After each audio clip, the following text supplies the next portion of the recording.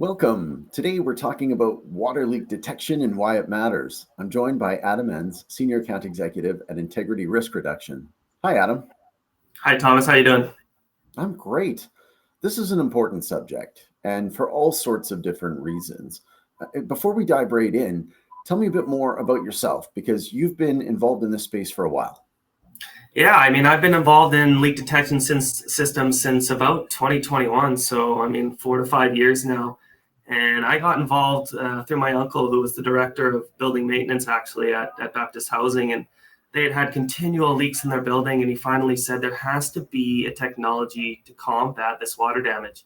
So he did his research about over 2 years and explored some systems over in Quebec, actually. And we got involved and became certified dealers for them. We deployed about 4 buildings here throughout the province and multiple residential homes. And from there, I kind of split ways and I got poached by this company, Integrity Risk Reduction.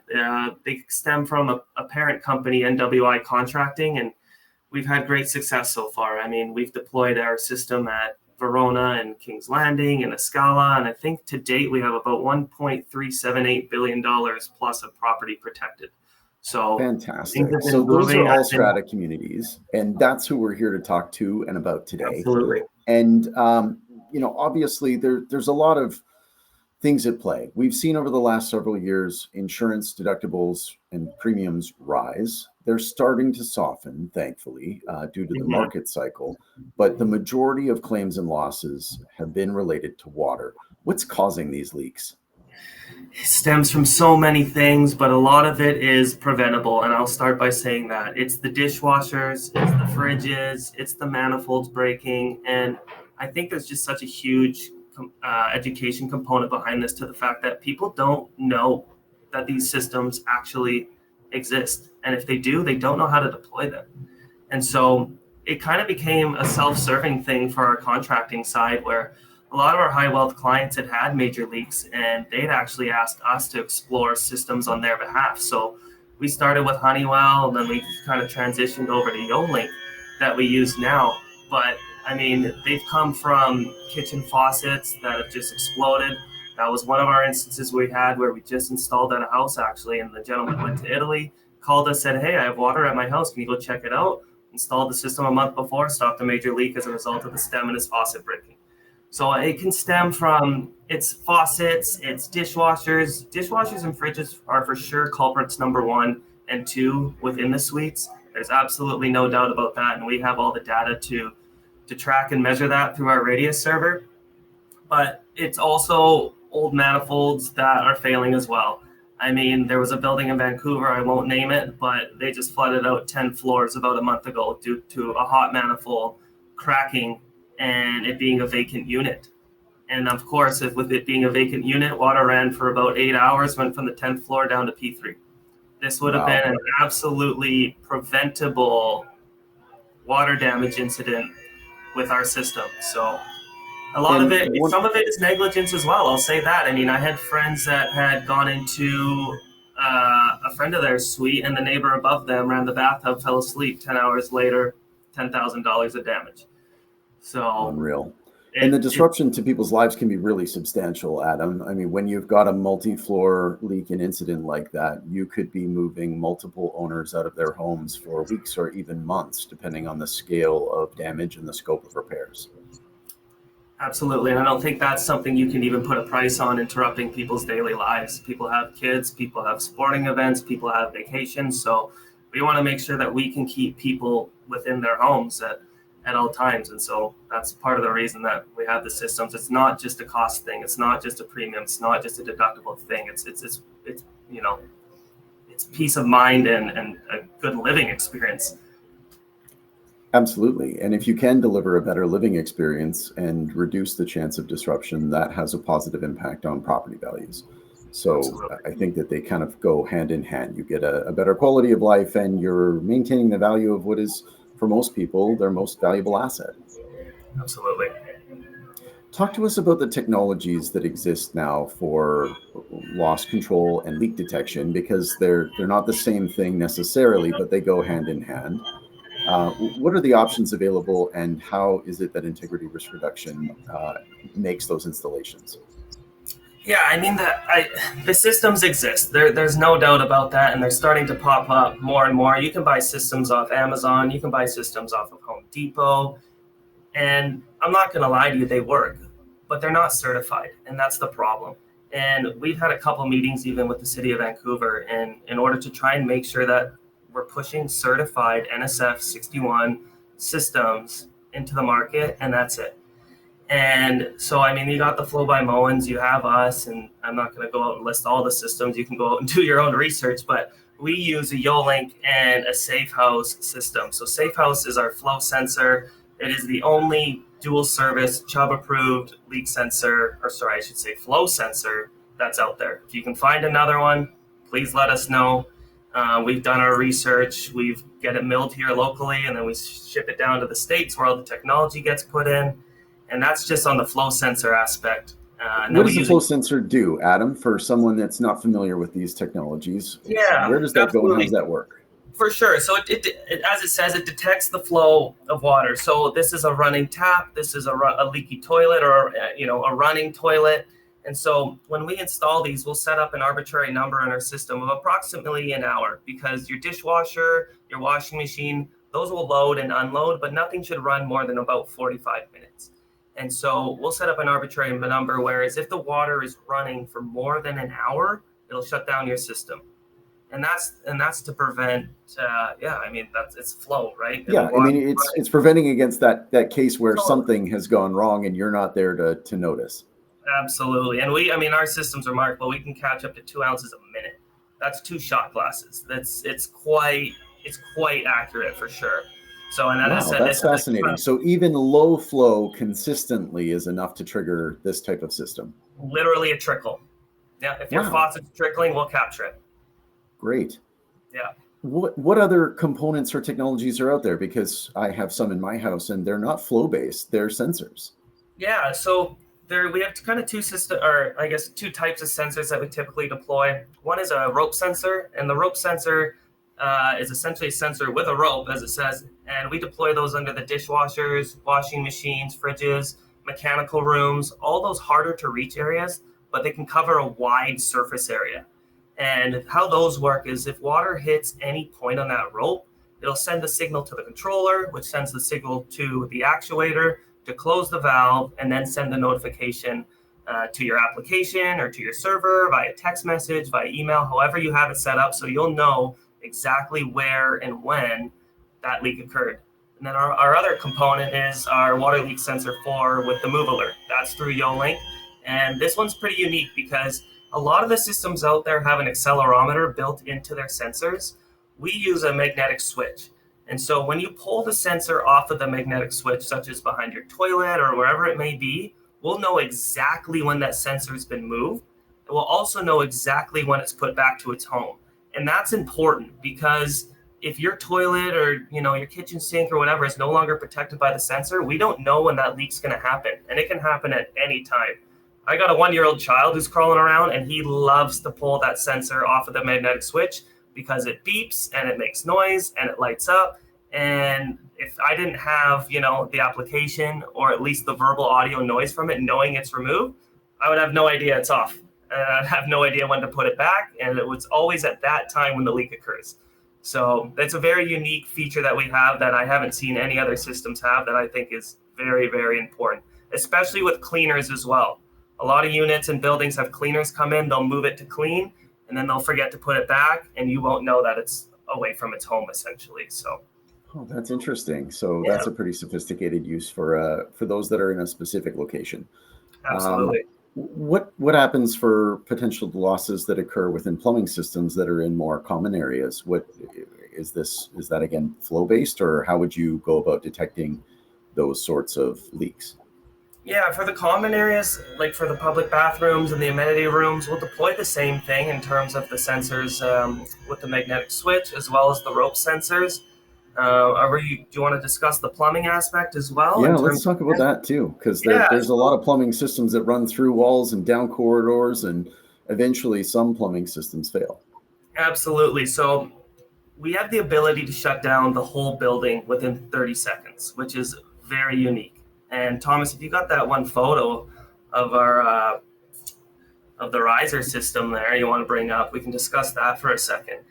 Yeah, so this is at the Verona building, and you can choose your level of risk that you want to mitigate in your building. You can just choose sensors, which a lot of buildings in the Vancouver have chosen to do because they have the 24-hour concierge, which is a huge bonus. There's somebody who will constantly be overseeing the server, which is the Radius server that we use, where they'll see exactly what's going on with the system at any point in any time. And so they can call the unit, or they can go up to the unit, hopefully before there's any major damage, without any automatic shut off. And then they can shut it down manually. Verona here, for example, they wanted the ability to shut down all the risers, essentially the whole building, within 30 seconds. And that's something that we were able to accomplish for them. So we got some Promation actuators here, so industrial grade ones, and our valves, and we got some relay switches and boards. And long story short, we can shut down a whole building within 30 seconds if there's any major leaks going on. And we have that ability. Some words that flew right over my head, and I assume some of our listeners might understand it and some won't. But what are these things circled in green? Yeah, so circled in green are what's called an actuator and an automatic shut-off valve, or a solenoid ball valve. So all this is doing is it's essentially a motor that provides energy to open and close a valve with the detection of water, in which that relay switch board, circled in pink, will receive the signal, either through a fob or whatever. And usually it's just a fob, where if they want it shut down, we'll just click the fob, open, close, boom. It'll close those valves through the actuator. So they got, obviously, as you can see, they got 1, 2, 3, 4 separate risers that we've installed our system on, with pink being the relay board in which the fob, will pick up the signal to open and close those valves. Fantastic. That's a very nice visual example of what it looks like after you put the system in. And this is right in the mechanical room. So this would be just in that one spot in every building. That's a great example. Now, what happens next? Like, if you've got this system and it shuts off, how long does it shut off for? And how does it get turned back on? And what impact does this have? Because obviously people consume water. Unless this has happened in the middle of the night, everyone's going to want it turned back on. And how does the system then take those next steps?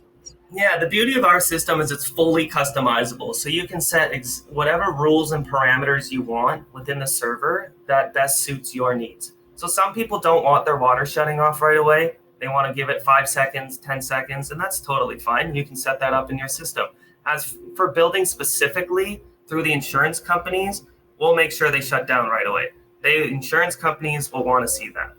The customized times is more so for residential homes, in which these systems work equally as well. But if there is a leak, you'll get the notification, the valve will close, you'll hopefully go to your toilet or wherever they told you that the leak was, you'll check it out and say, wow, I'm so glad I had this system. My toilet just exploded and saved me tons of money.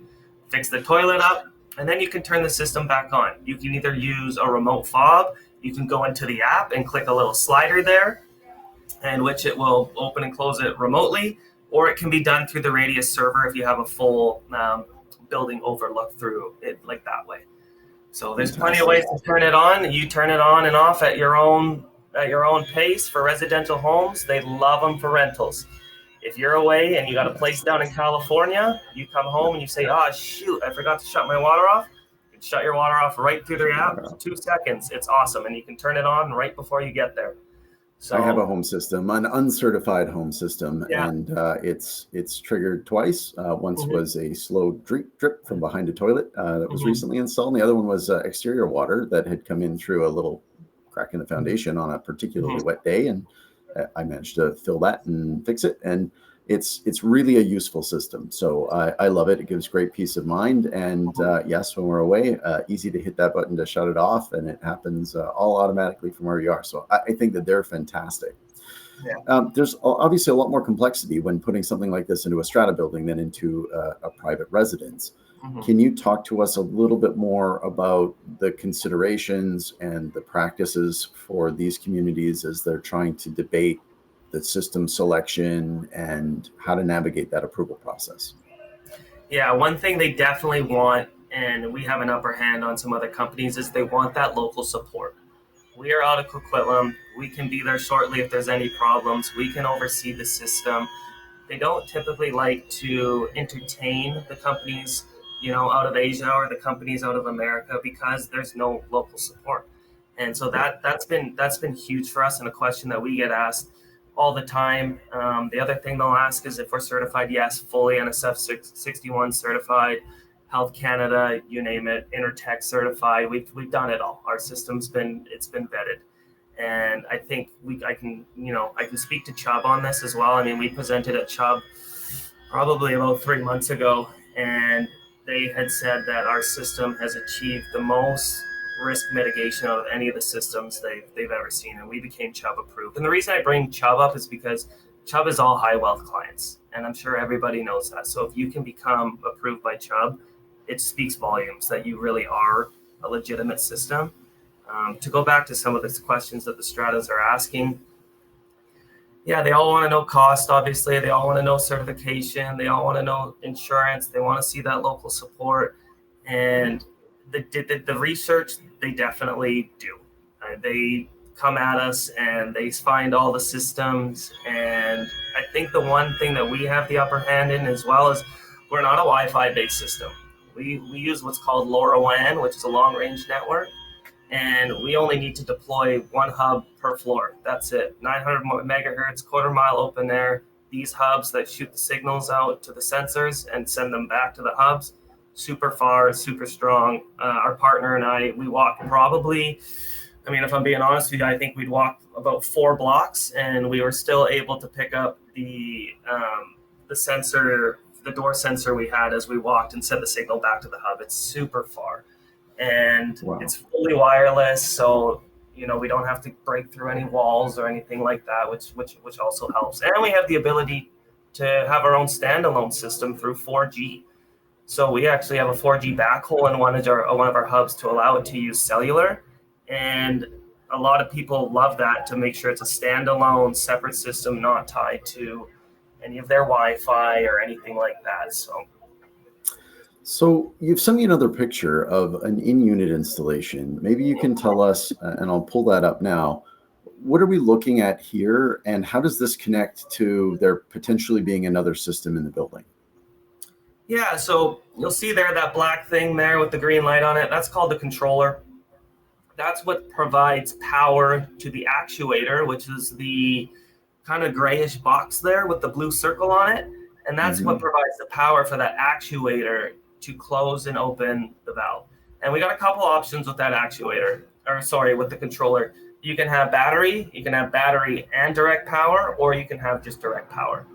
Chubb, for example, with the in-pipe leak sensor, the flow sensor, their requirement is to have direct power. So I'll have to run power usually within about 6 feet of that controller in order to power it up to control the actuator. And then the other side of the actuator with that blue circle on it is the valve. We have a couple options with that. We can go stainless steel. We can go brass valve, which is made by Red White, local here in Langley, which is awesome. Nice to have Canadian-made products. And then above it is the yellow handle there. That's your manual open and close, essentially your shut off for your line, in case for whatever reason the valve failed. So that's why it's always good to have more. You got an automatic shut off, you got a manual shut off, and then right below it there, in a 3/4 inch T, below the actuator is the in-pipe leak sensor. You can see kind of the black cord with the copper. I see that. Yeah, that little copper connector. So it's got a thermistor in it, and the water will flow and hit the thermistor, and that's kind of what will detect the flow. Fantastic. And everything below that's branching off, that's going to the dishwasher, to the fridge, to the toilet, to the sink. That's the hot and cold domestic lines within the suite. And we've seen up to 4 sets of those in a penthouse suite. Most units, if they're a smaller size, will just have 1 set of hot and 1 set of cold. And we require a valve on each set. So if you got 4 sets, you're going to have 8 valves, you're going to have 8 controllers, you're going to have 8 in-pipe leak sensors. And we want to make sure that we protect every line, not just 1 set, because it's going to be the other 3 that are going to fail on you. That makes sense. So obviously you've got to have a manual there to turn off so you can install this thing, unless the building water as a whole is turned off. I know you're going to get questions from Strata owners when you're installing something into the main parts of your system, not individual units that might be doing something like this. How long does the water have to be off? Yeah, the plumbers will usually come in. We can usually get one suite done per day. So we do it per suite basis. We will never shut down the water to the whole building. That would just be completely impractical and unfair. But usually it takes about a day if we're doing about 4 sets of manifolds. If we do one, we can usually get it done in about a half a day. So there won't be too big of an interruption to the client.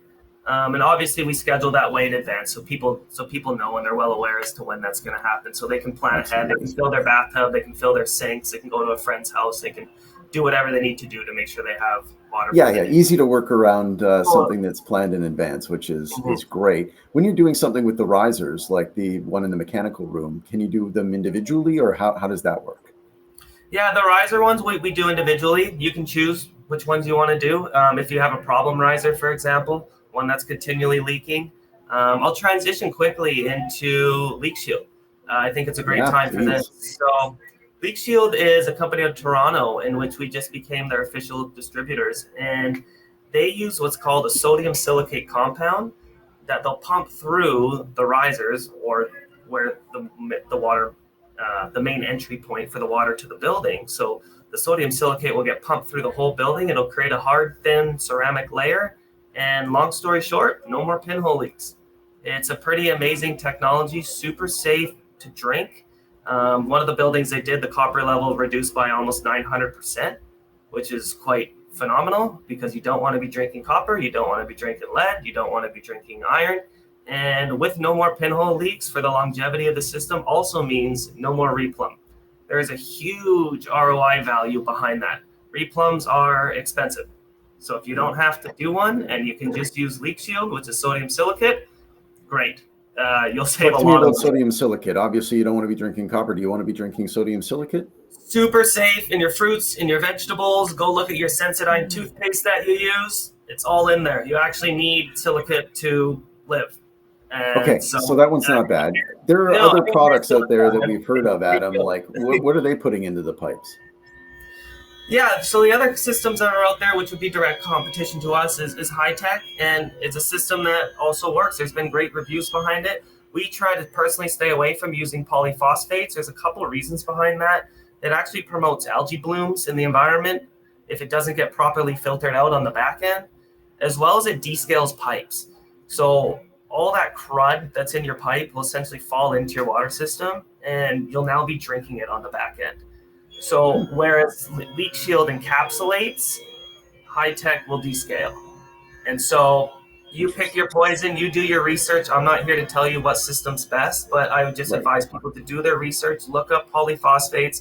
There's a reason that it says phosphate free on all the laundry detergents, for example.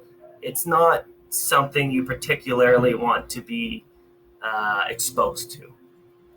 Interesting. I didn't know about the major differences between those technologies, but they both ultimately accomplish the same thing, coating your pipes. Is that right? Correct. Yeah. Yeah. And anything you can do to prevent pinhole leaks in your plumbing system will reduce the likelihood and extend the lifetime of your plumbing system. So that's obviously a big cost savings and a major driver of some ROI. Yeah, because that was the question we got from a lot of our clients was, that's great that you can protect our dishwashers, our fridges, our sinks, our toilets, but what do we do about the stuff in the walls? And so that's when we finally went out and we did our research and we said, what is there we can do within the walls? And that's how we discovered Leak Shield. I mean, they got over 300 buildings that they've deployed in Toronto, are about to deploy our first one here in BC. And we're looking to help anyone else who has pinhole leak problems because we have the tools and the technology to prevent them from happening and costing you a ton of money and a ton of inconveniences, and protect that stuff now within the walls.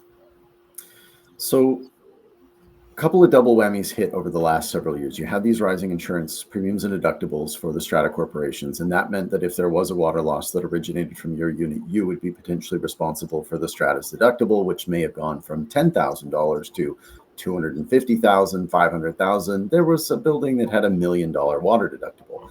And obviously that had an impact on your personal home policy as well, because your personal insurance needs to cover the Strata's deductible.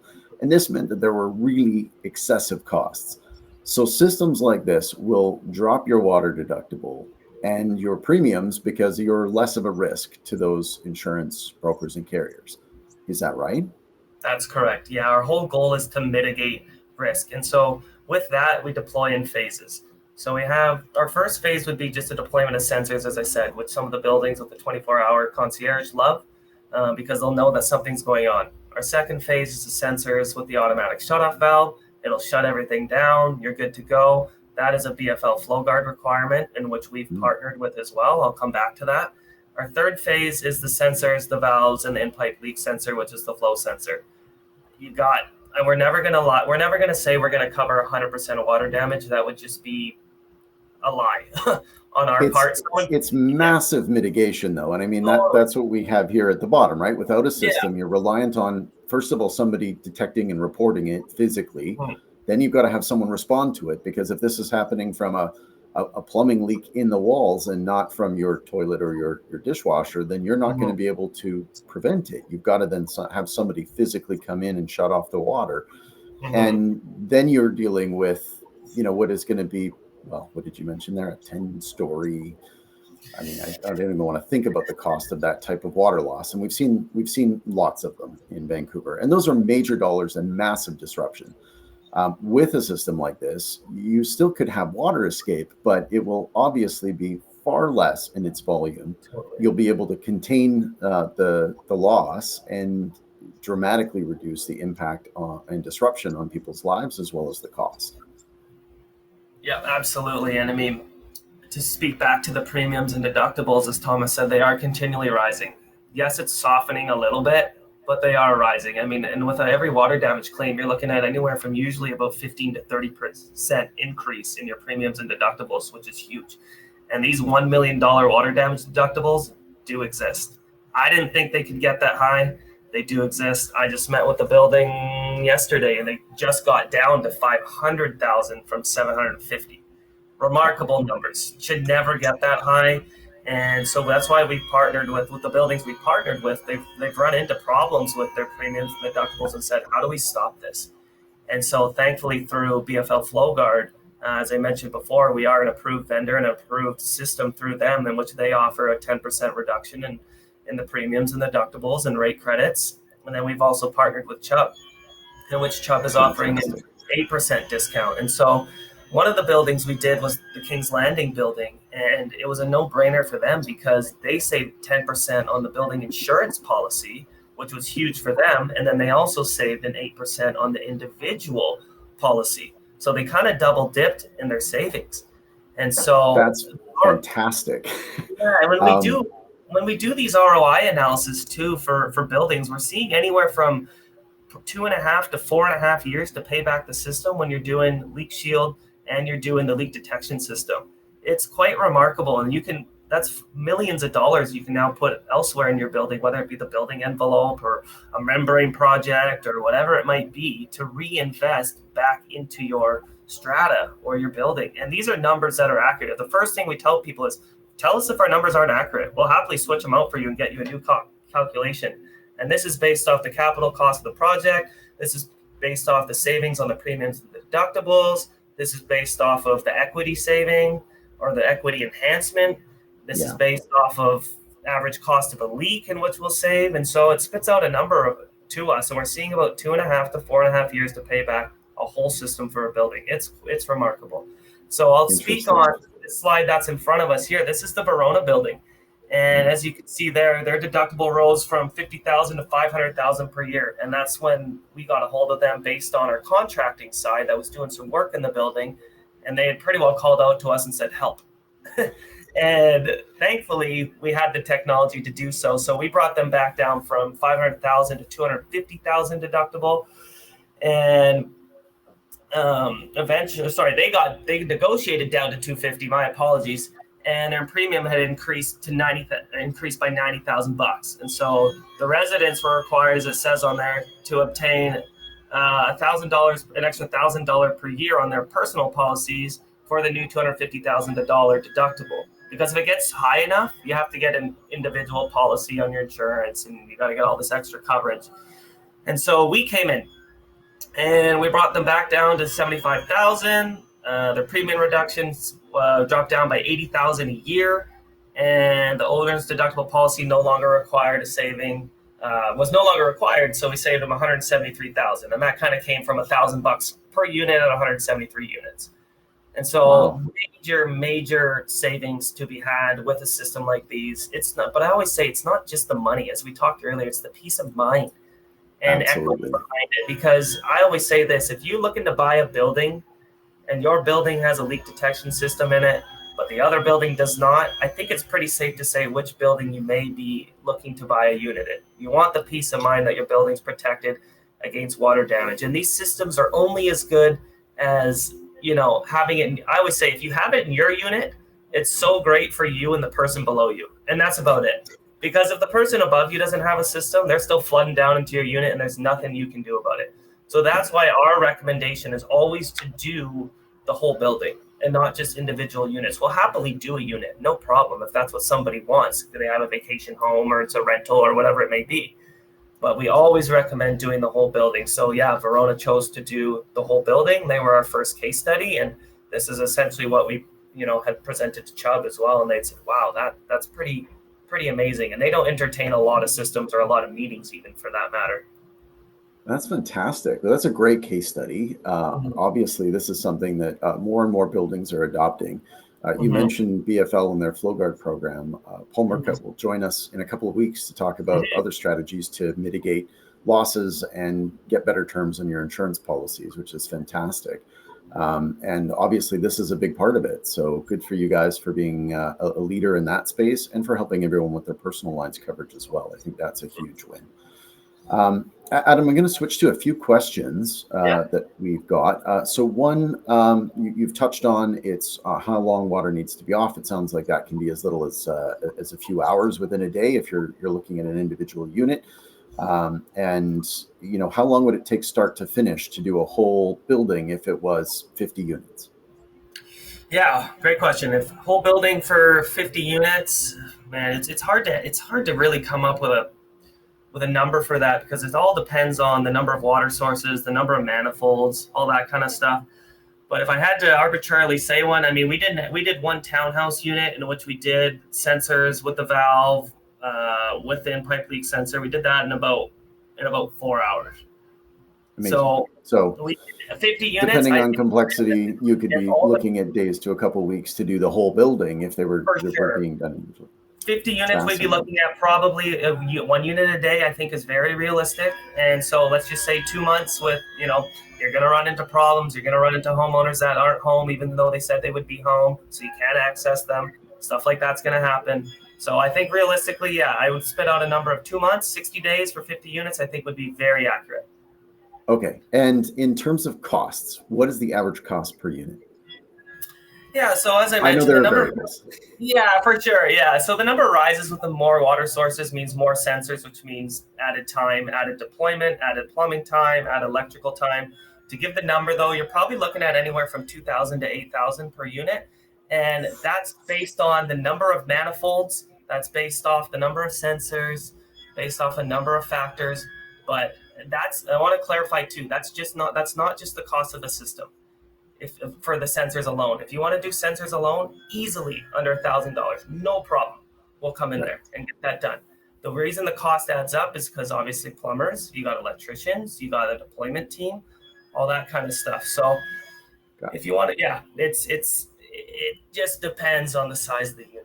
It really depends. My home was less than 1,000. Again, it was the plumber installing the shutoff and then me putting the sensors around. So it makes sense to me that when you've got something fairly simple, the cost can be lower. When you've got a very complex building with lots of fixtures, high-end buildings, you guys deal a lot with. Obviously, because it's not inexpensive, it's something that buildings that tend to be more valuable or have, I guess, more fixtures would tend to do. Is that right? That's correct. Yeah. I mean, and with saying that, we can do it. It can come down to as small as $1,500 a unit. I mean, we've done that before. And just for the smaller one bath unit with your typical, dishwasher and your fridge and what else you got, your washing machine. If it's just, and one bath. I mean, it's not hard to do it for a totally reasonable cost. So Adam, I mentioned I was sold on this before we ever spoke. I put it into my house. I think it's valuable. I know that a lot of strata owners and strata councils will know that it's valuable. But what is the biggest barrier you face when implementing these systems in a strata? Yeah, the first thing, as I mentioned earlier, is education. People simply still don't know that systems like these exist. So any meeting I get with a strata member or a strata manager or a developer or a realtor is always a great meeting because it's just educational based. I just want to let people know that these systems exist, how they work, and you can go out and do whatever you want with that information. The other barrier that we're running into is all the projects that the buildings currently have going on. They just don't feel that they have time to entertain another system or another project with another cost. And so with that, I'll say we have actually secured funding to subsidize the whole cost of the system for the building, which is very unique because not a lot of systems can offer that. And so it does come at an interest rate, and we can discuss that privately if anyone wants to have a further discussion at a later time. But a lot of buildings, I should say, are saying, I want the system and I want it now. We just can't afford it. And this is how we combat that problem. Someone mentioned that they heard feedback on the mic occasionally. You're working in the shop, Adam. So I think they were hearing. We got a millwork shop down here, and those guys don't want to stop for me. So I can understand that. We've had a question come in. I'm going to pull up on the screen. So Andrew Brown asked about lease terms and advising tenants of leak detection systems that may result in temporary shutoffs with no notice. It's true. You could have those interruptions, couldn't you? We could have those interruptions. Absolutely. But as I said, we always try to give there notice. Would be lease terms that you'd want to have put into those tenancy contracts if that sort of system was installed. That's correct. Yeah, absolutely. Absolutely. Okay, that makes sense. Good comment. Good question. Adam, I'm all out of questions. I've really enjoyed learning a bit more about how this can be applied within a bigger community, especially the flow sensors and how sensitive those can be to slow leaks, and the leak protection system that you're now able to roll out in collaboration with your partner from Toronto. I think that's very exciting. Everyone should consider a leak shield system to prevent pinhole leaks in their copper piping systems. Next week, I'm going to be joined by former strata manager and writer, Jacqueline Jeffrey. We're going to talk about vendors and building relationships with strata managers. So that should be a good conversation.